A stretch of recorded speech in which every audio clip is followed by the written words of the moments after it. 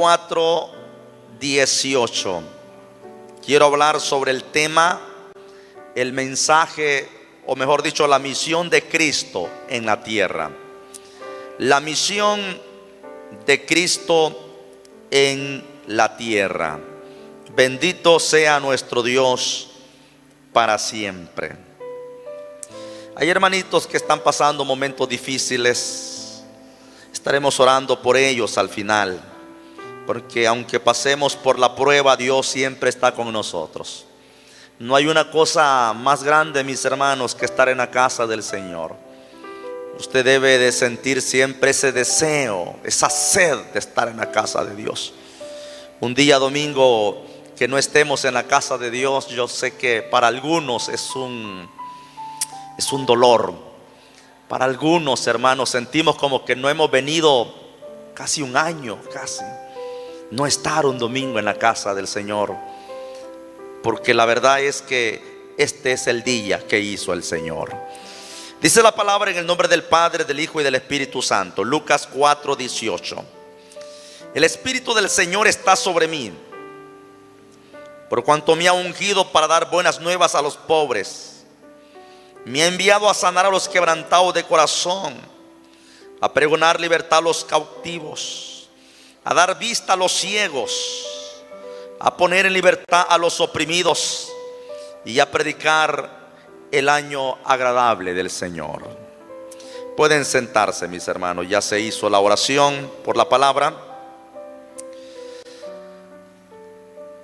Vamos a hablar un poco sobre lo que fue la misión de Jesús en esta tierra.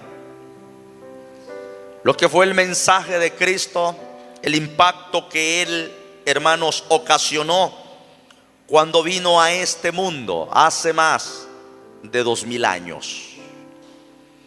De repente apareció ese personaje haciendo grandes señales y grandes maravillas, sanando enfermos, resucitando muertos. ¿Quién diría la gente que era Jesús en aquel entonces? Habían, mis hermanos, muchas interrogancias en las personas sobre quién era ese personaje que se había levantado con un mensaje diferente al mensaje que ellos habían escuchado. ¿Cuántos alaban al Señor? E incluso en una ocasión Jesús llamó a sus discípulos aparte y le preguntó diciendo: ¿quién dice la gente que es el Hijo del Hombre? Habían muchas respuestas. ¿Quién era Jesús? En nuestra época, en nuestro tiempo, mis hermanos, también se tiene el concepto de quién es Jesús. Los filósofos, los estudiados, los de los movimientos comparan a Jesús con personajes que se han levantado.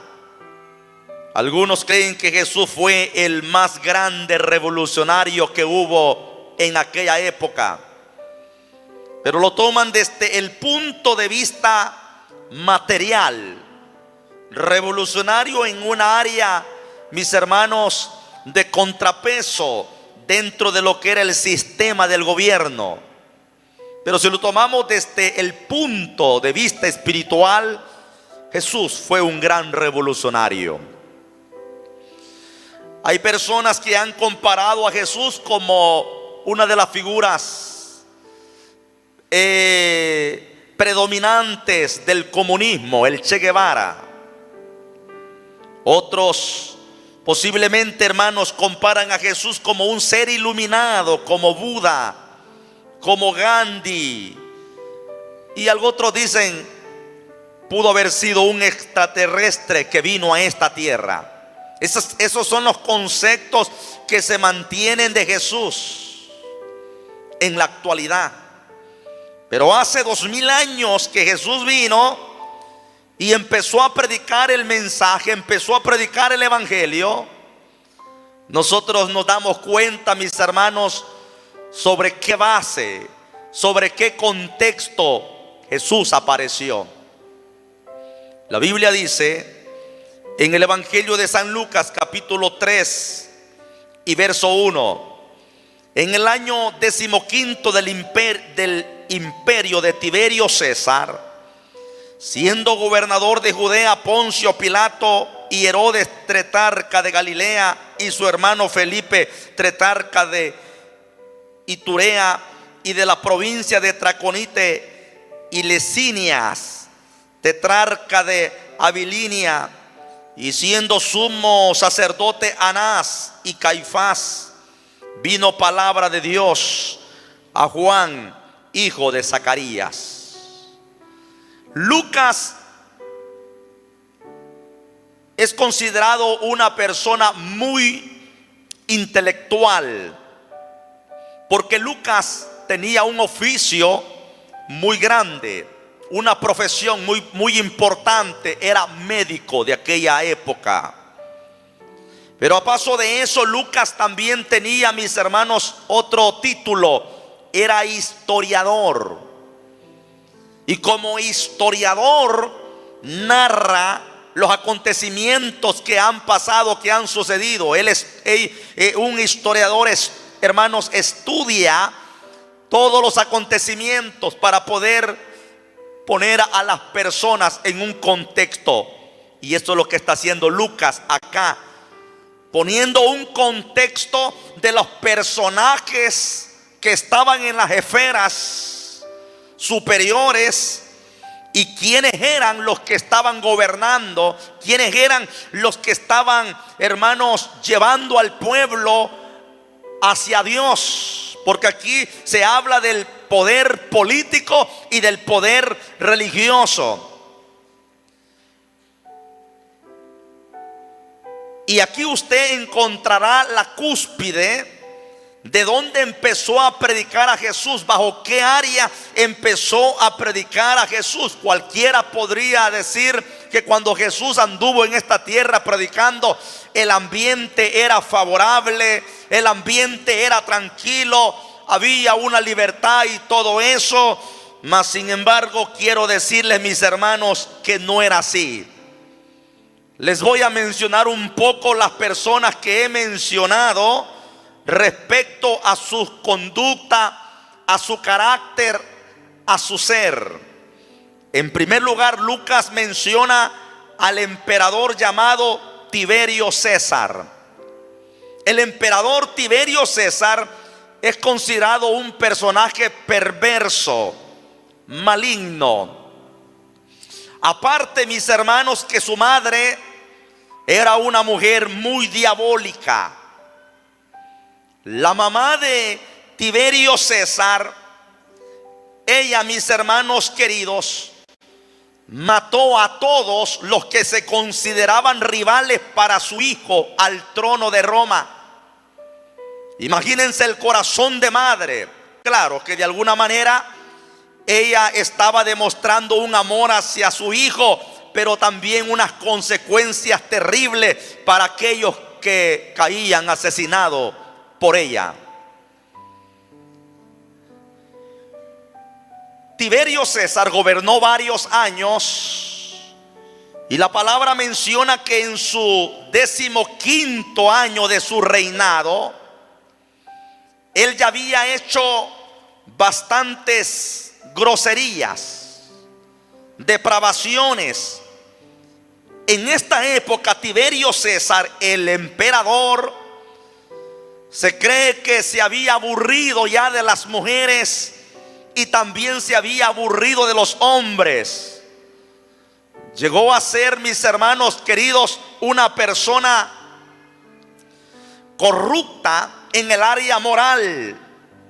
Y se dice que como ya no le complacían las mujeres, porque ellos tenían todas las mujeres que querían, y ya no le complacían los hombres también en el área sexual, entonces él había tomado niños, y a estos niños le llamaban los pececitos, y él tenía relaciones con los niños ahí en el palacio. Se cree que él tenía un ejército de niños ahí que eran abusados sexualmente por este hombre. ¿Y quién le decía algo?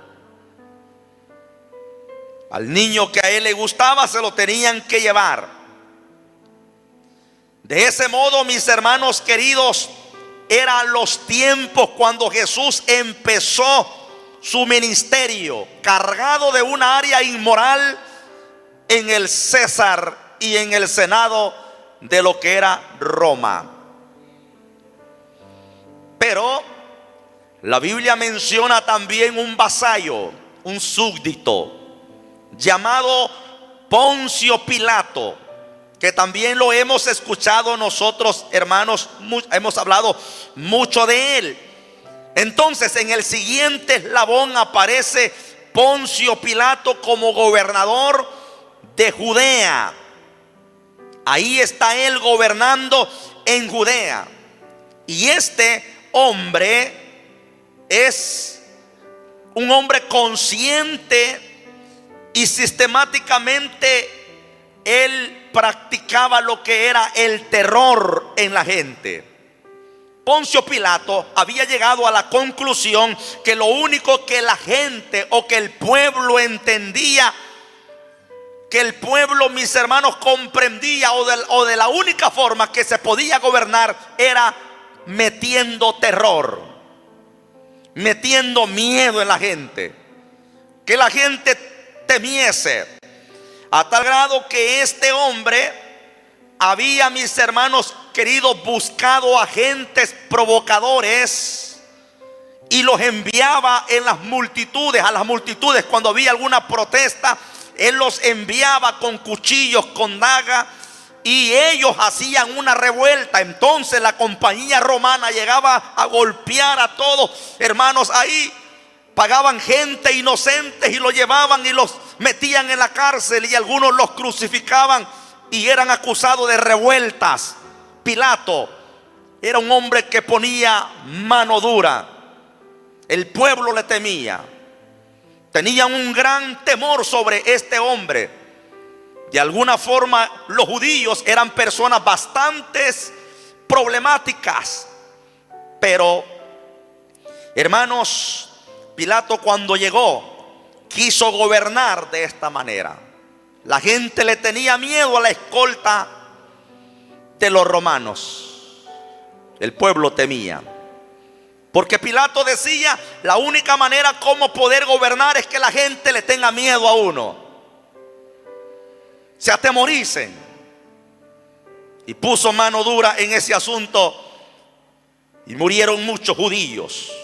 Y ya no tenían valor algunos de levantarse contra, hermanos, en revueltas, porque sabían que eran castigados. Entonces salieron a las montañas. Allá estaban los celotes, estaban los otros revolucionarios que atacaban a las compañías romanas, porque ellos sabían que si hacían revuelta en el pueblo iba a morir mucho pueblo. Así es que, mis hermanos queridos, de alguna forma Pilato no quería ningún lío o ningún disturbio en el pueblo, y mantenía al pueblo muy sumiso. Eso es lo que aparece ahí. Pero Lucas también sigue mencionando otros personajes. Cuando usted lee la porción que he tomado de Lucas 3:1 en adelante, va a encontrar que también él menciona a otros personajes que están gobernando en otro lugar. Hay otros reyes, tetrarca, eran títulos que ellos tenían. Herodes. Hubo un Herodes en el tiempo cuando Jesús nació. A ese Herodes se le conoció como Herodes el Grande. Y era un hombre bastante cruel, bastante perverso, abominable. Herodes el Grande el que mandó a matar a los niños de Belén de Judea, era una persona, mis hermanos queridos, tan terrible que desconfiaba de todos. Mató a su mujer, mató a varios hijos que él tenía, porque sentía que iban a conspirar con él. El César dijo: preferible ser mejor el cerdo de Herodes que ser un hijo de Herodes, porque como judío Herodes no comía chancho, no mataba a los cerdos, pero a sus hijos bien podía darle muerte. Y fíjense, hermanos, que la historia dice que cuando Herodes, como ese hombre nadie lo quería, Herodes el grande, el que mató a los niños de Belén, como nadie lo quería, él sabía que el pueblo lo odiaba, no lo querían, y él sabía que cuando muriera nadie iba a llorar. Entonces, ¿sabe qué es lo que hizo? Agarró a los principales de Israel, entre sacerdotes y gente principales, y ordenó y dijo: cuando yo muera, también que mueran todos estos, para que haya luto, para que lloren. Perverso este hombre, tenía un corazón muy cruel. Entonces, cuando Herodes murió, Roma sabía que sus hijos eran muchachos malvados, tercos, ignorantes, no eran como su padre. Entonces el César dividió todo el reino que tenía Herodes y puso a uno a un lado, puso al otro lado, y por eso es que aparecen todos estos reyes acá, porque le era más favorable a Roma mantener las cosas así. Entonces tenemos, hermanos queridos, a un César malvado, cruel, inmoral, que cometía inmoralidad con los niños y era depravado. Un gobernador que creía que la forma de gobernar era metiéndole miedo a la gente. Reyes que habían alrededor, que eran personas, hermanos, con un temor a que lo fueran derrocar y todo eso. Así estaba el área política dentro de los tiempos cuando Jesús aparece. El pueblo estaba de esa manera. El pueblo estaba oprimido, el pueblo estaba de alguna forma, mis hermanos, sin hallar qué hacer. Bueno, entonces vámonos al templo, vámonos a la iglesia a ver cómo está el asunto. Y Lucas menciona que habían unos sumos sacerdotes llamados Anás y Caifás. Solamente debería de haber un sumo sacerdote, pero aquí es bien curioso porque aquí se presentan dos sumos sacerdotes. Es como papas, no pueden haber dos papas. La Iglesia Católica sabe que cuando un papa muere tiene que salir otro. Solo en la historia creo que han habido dos papas que han renunciado. Entonces el sumo sacerdote tenía que ser uno, pero aquí aparecen dos. Porque Anás era sumo sacerdote, pero el verdadero sumo sacerdote era Caifás. Sin embargo, Caifás era suegro, o mejor dicho, Anás era el suegro de Caifás. Y se cree que quien gobernaba en el área religiosa no era Caifás. A quien tenían que pedirle la última palabra era a Anás. Y no era así. Pero Anás era el que estaba incluso cerca del templo. Se cree que tenía su casa cerca del templo y no se hacía nada si no se consultaba con Anás. Ustedes pueden recordar que cuando Jesús es, mis hermanos, enjuiciado, lo llevan a la casa de Anás,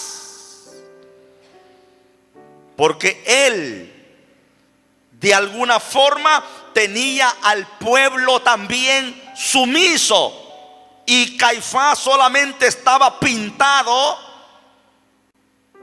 no podía disponer porque ahí estaba el suegro.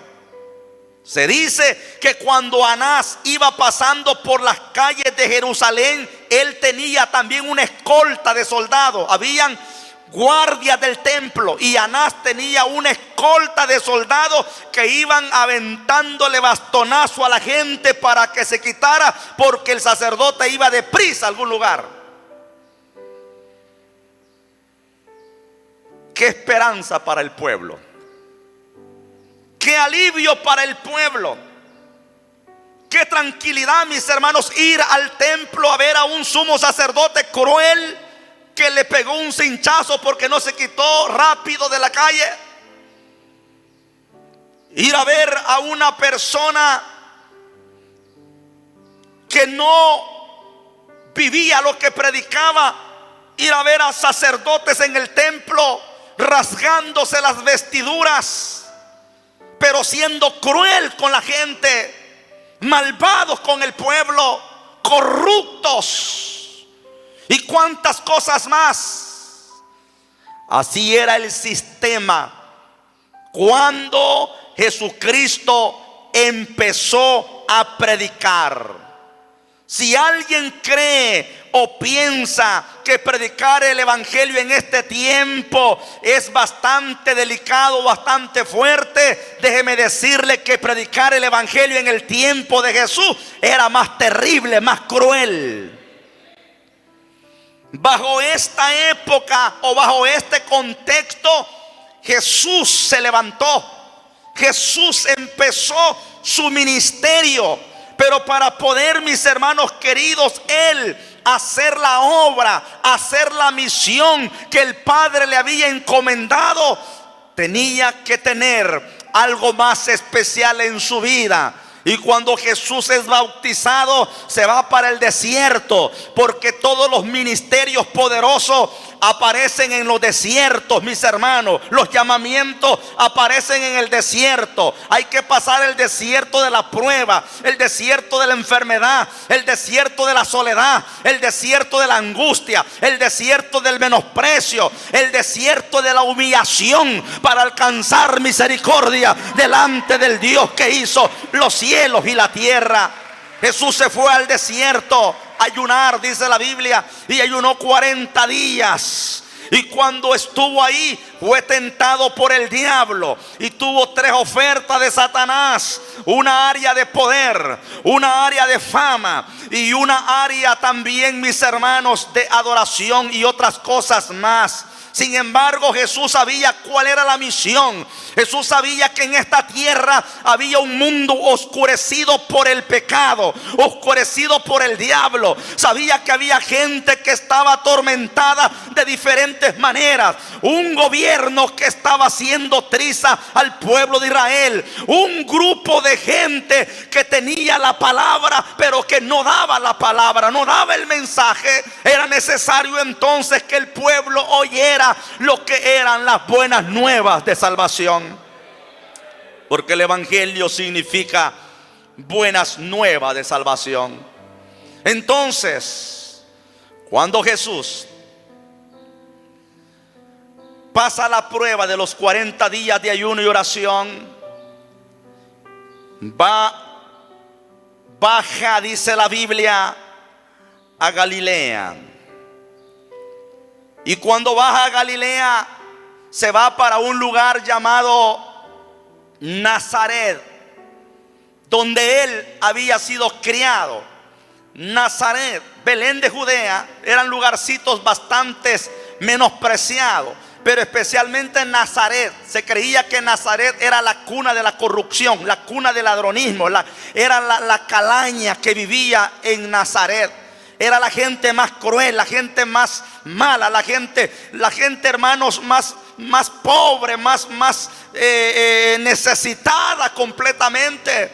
Por eso se acuerda usted que cuando Felipe va corriendo y va donde está Natanael, le dice: ¿sabes algo, Natanael? Hemos encontrado al Mesías, hemos encontrado al Cristo, hemos encontrado, le dice, al que va a salvar a este pueblo de esta situación en la que estamos. Y este Natanael empieza, hermanos, a preguntar: ¿quién es? ¿De dónde es? ¿Y cómo es el asunto? Y cuando le mencionan de Nazaret, Natanael dice: ¿acaso va a salir algo bueno de Nazaret? ¿Acaso va a salir algo bueno de Nazaret si ahí solamente hay gente mala, gente ignorante, gente que no tiene letra, gente que no puede? Le dice Felipe: ven para que te des cuenta quién es el personaje, porque nadie sabrá lo que es el evangelio si no viene al evangelio. Los que hemos venido a Cristo hemos experimentado, alabado sea Dios, quién es Cristo Jesús. Nunca, amigo querido, usted va a saber qué es el evangelio si no viene al evangelio, si no disfruta el evangelio, si no está aquí con nosotros. No sabrá qué es el evangelio. Nosotros sabemos qué es el evangelio porque Cristo está con nosotros. Hasta que Natanael se dio cuenta. Entonces Jesús va a Nazaret, donde había sido criado. Eso dice la palabra. Y en un sábado, como era la costumbre, él va, mis hermanos, a la sinagoga, que eran lugares de reunión, lugares de estudio de las escrituras. En las sinagogas eran los brazos del templo. Habían principales, personas que dirigían las sinagogas. Se componían de entre 10 a 15, 20 personas. Con el tiempo fueron creciendo más. Entonces, cuando él va a Nazaret, el día sábado, va a la sinagoga como era su costumbre. ¿Qué nos enseña eso? Que Jesús se congregaba, que Jesús iba a las reuniones, que Jesús no se quedaba en la casa con las comodidades que hoy podemos tener. Como era su costumbre, se puso en pie para hacer la lectura. Y el libro que él leyó fue el libro del profeta Isaías. Y encontró la porción que nosotros hemos leído. El Espíritu del Señor está sobre mí, por cuanto me ha ungido para dar buenas nuevas a los pobres. Me ha enviado, oiga esto, qué maravilloso, me ha enviado a sanar a los quebrantados de corazón, a pregonar libertad a los cautivos, a dar vista a los ciegos y a poner en libertad a los oprimidos, y a predicar el año agradable de Jehová. Eso era lo que estaba sucediendo en ese tiempo. Un pueblo quebrantado, un pueblo oprimido, un pueblo esclavizado, un pueblo ciego, un pueblo sin libertad, un pueblo pobre, mis hermanos, de la palabra de Dios. Así estaba el pueblo de Israel. Y la Biblia dice que Lucas está registrando esto, mis hermanos queridos, que él viene y da la lectura, se pone de pie, pero después se sienta. Era la costumbre judía enseñar sentado. Y cuando él se sienta, los ojos de todos estaban frente a ese muchacho. Lo conocían, sabían quién era, sabían que era el hijo de José y de María. Lo habían visto trabajar haciendo mesitas, haciendo sillitas, haciendo cositas de carpintero, porque era conocido como el carpintero. Pero algo, hermanos, estaba a punto de suceder. Cuando la gente se queda viendo a Jesús, Jesús les dice a ellos: señores, hoy se ha cumplido esta escritura, porque el Espíritu de Jehová está sobre mí. Alabado sea Dios, y yo voy a hacer lo que el pueblo necesita. Y cuando Jesús sale a predicar, empieza un mensaje diferente al mensaje que aquellos habían escuchado en el templo. diferente al mensaje que se escuchaba en las sinagogas, un mensaje litúrgico, un mensaje monótono, un mensaje sin ninguna aplicación, un mensaje sin ninguna vivencia, un mensaje, mis hermanos, vacío, el que escuchaban ellos en el templo y en la sinagoga. Sin embargo, cuando Jesús empieza a predicar, la gente empieza a decir: este hombre es un profeta, este hombre tiene algo especial, porque la palabra de Jesús es palabra de vida, es palabra de alimento, es palabra de agua que satisface el sed de la persona. ¿Cuántos alaban la gloria del Señor? Y por eso es que la gente se sorprendió. Los líderes religiosos se sorprendieron, porque la gente salía a las montañas, salía, mis hermanos, se iban a los cerros, se iban a las playas, se iban a las montañas. Las sinagogas quedaron vacías, el templo quedó vacío. Anás y Caifás se presentaban como grandes personajes, pero el templo estaba vacío. Mientras allá en la soledad el pueblo quería escuchar a aquel varón llamado Jesús de Nazaret, que andaba predicando el año agradable de Jehová. Alabado sea nuestro Dios para siempre. Ese mensaje ayudó al desanimado. Ese mensaje ayudaba a aquella persona que se sentía que no tenía esperanza. Ese mensaje libertaba, mis hermanos queridos, el corazón oprimido del pueblo. El mensaje de Jesús, llamando a los pecadores al arrepentimiento, llamando a los publicanos a que tuviesen, hermanos queridos, corazón y conciencia de que había esperanza, dándole oportunidad a las personas que estaban desahuciadas por muchas cosas. El mensaje de Jesús fue un mensaje, mis hermanos, que impactó no solamente al pueblo humilde, sino que hasta los grandes. Y algunos no iban a las reuniones donde Jesús, por vergüenza, por pena, por orgullo. ¿Se acuerdan ustedes de Nicodemo? ¿Quién era Nicodemo?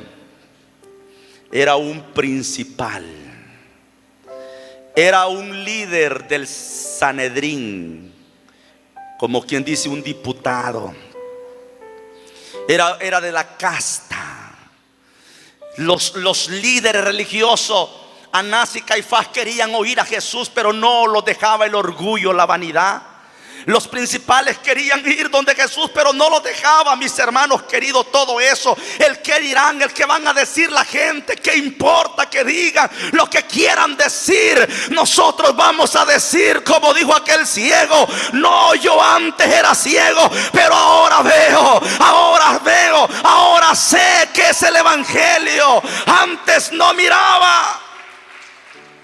Nosotros lo que vamos a decir es como dijo aquel hombre que salió caminando y entró al templo gozoso, saltando, alabando al Dios Todopoderoso. ¿Saben qué, mis hermanos queridos? Los grandes principales, los grandes líderes, muchos de ellos reconocieron y botaron el orgullo. Un día Jairo estaba en un aprieto terrible. Los sumos sacerdotes no pudieron hacer nada por él. El Pilato no pudo hacer nada por él. Los médicos no pudieron hacer nada por Jairo. Y Jairo dijo: hay alguien que puede hacer algo por mí. Y fue corriendo donde Jesús y se postró a los pies de él, diciéndole: maestro, mi niña está enferma, necesito un milagro. Y Jesús, que es grande en amor, que es grande en misericordia, no lo rechazó. Y llegó hasta la casa de Jairo. Sí sanó la niña. A Jairo no le importó qué podían decir los demás, y fue discípulo de Jesús. Fue discípulo de Cristo. Cuando Pilato empezó a oír el mensaje de Jesús, Pilato quería oír a Jesús.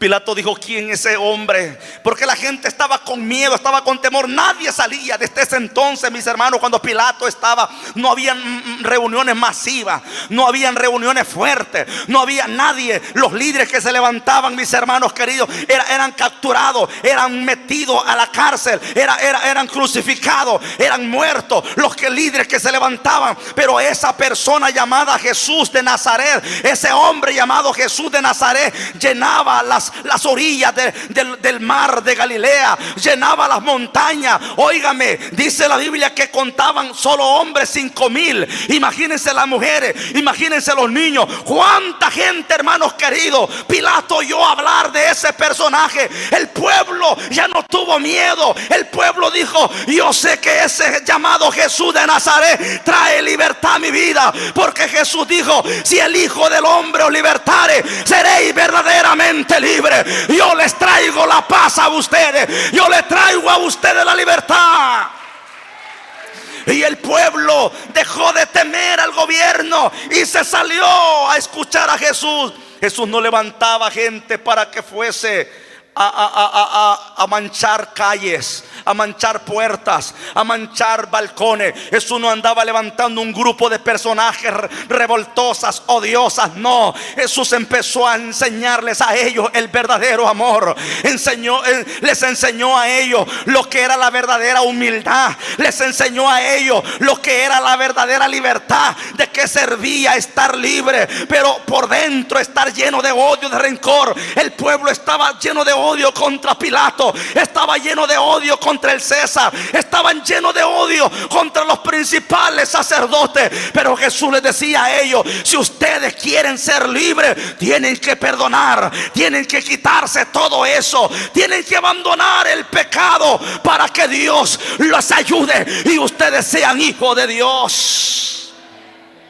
Pilato quería oír a Jesús desde ya tiempo. Los principales sacerdotes quisieron oír a Jesús, quisieron tener el encuentro con Jesús, pero no iban, porque para ellos era rebajarse. Entonces lo que hacía era mandarle a sus súbditos, mandarle a los fariseos, mandarle a los escribas, mandarle a los otros. Y los escribas y fariseos, que se creían, mis hermanos, ser la última Coca-Cola del desierto, que se creían ellos ser los limpios, ser ellos los mejores, los santos, porque los fariseos se creían que ellos tenían la santidad y la verdadera adoración a Dios. Pero se equivocaron con Jesús. Solo el capítulo 23 de San Mateo, usted va a encontrar cómo Jesús los agarró a ellos frente de todos, mis hermanos queridos, y empezó a desbaratar la religiosidad que había en aquel entonces. Y les dijo en sus caras: fariseos hipócritas, son sepulcros blanqueados, por fuera andan bien bonitos, bien arreglados, pero por dentro son huesos de muertos, hieden, están podridos, necesitan cambiar, porque solo Jesús puede dar vida, puede cambiar, puede ayudar al hombre. ¿Quién tenía valor de decir eso? ¿Quién tenía valor de sacar la podredumbre del templo, de lo que estaba pasando ahí? En una ocasión Jesús llegó al templo y agarró un azote y empezó a echar a todos los que estaban ahí. El negocio de Anás y de Caifás se les cayó, porque Jesús dijo: mi casa, casa de oración será llamada. Pero ustedes las han hecho cueva de ladrones. Nadie pudo tocar a Jesús, porque su hora no había llegado.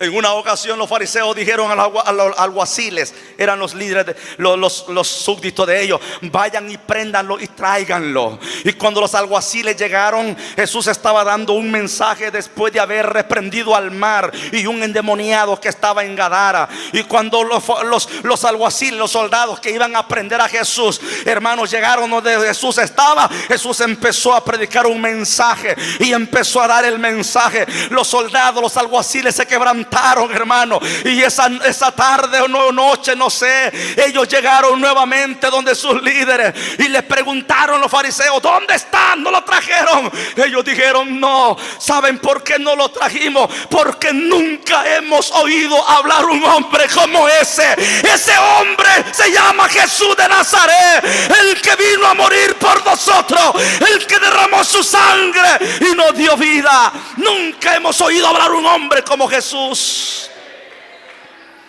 En la historia se pueden escuchar muchos discursos que han llamado la atención de la persona, pero jamás se compararán al mensaje de Jesús. Nunca.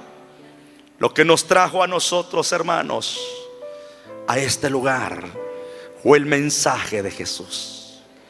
Un día escuchaste hablar de Jesús, oíste su mensaje. No fue la elocuencia del predicador que te hizo aceptar. No fue la sabiduría o el intelecto que el predicador tenía el que te hizo reflexionar. No, fue la palabra de Jesús que iba ahí. Nunca hemos oído hablar un hombre como este. Jesús dijo: porque el Hijo del Hombre vino a buscar y a salvar lo que se había perdido. Esa fue la misión de Jesús. Póngase de pie en esta hermosa hora. Mis amados hermanos, no importa dónde nosotros nos encontremos, no importa en qué lugar, en qué parte nos encontremos, pero allí donde nosotros estemos, hablemos de Jesús. Prediquemos a Cristo. El contexto donde nosotros estamos no es comparado al contexto de donde Jesús se levantó. Yo sé que a veces, hermano, he visto algunos hermanitos que son reprendidos cuando van a los parques o a otros lugares, a mercados y todo eso. Los he visto que a veces las autoridades llegan y los quitan de allí y ellos reclaman. ¿Saben por qué? Porque algunas veces no estamos hablando el mensaje de Jesús. Estamos hablando el mensaje nuestro, insultando a la persona, insultando a este, insultando a esto otro, que la vieja aquí, que la vieja chambrosa, que el viejo panzón. Ese no es el mensaje de Jesús. El mensaje de Jesús es que el Hijo del Hombre vino a buscar y a salvar lo que se había perdido. El mensaje de Jesús es que hay esperanza para el adúltero, hay esperanza para el fornicario, hay esperanza para el fumador, hay esperanza para el drogadicto, hay esperanza para la prostituta, hay esperanza para el asesino, hay esperanza para aquel que cree que todo está perdido. El mensaje de Jesús es un mensaje de esperanza. Yo quiero que oremos en esta hora.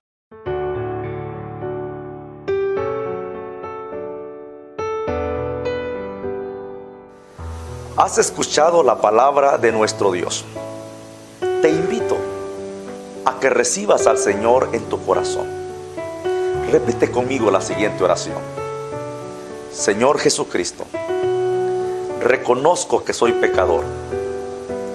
Creo que eres Dios y que moriste en la cruz por mis pecados.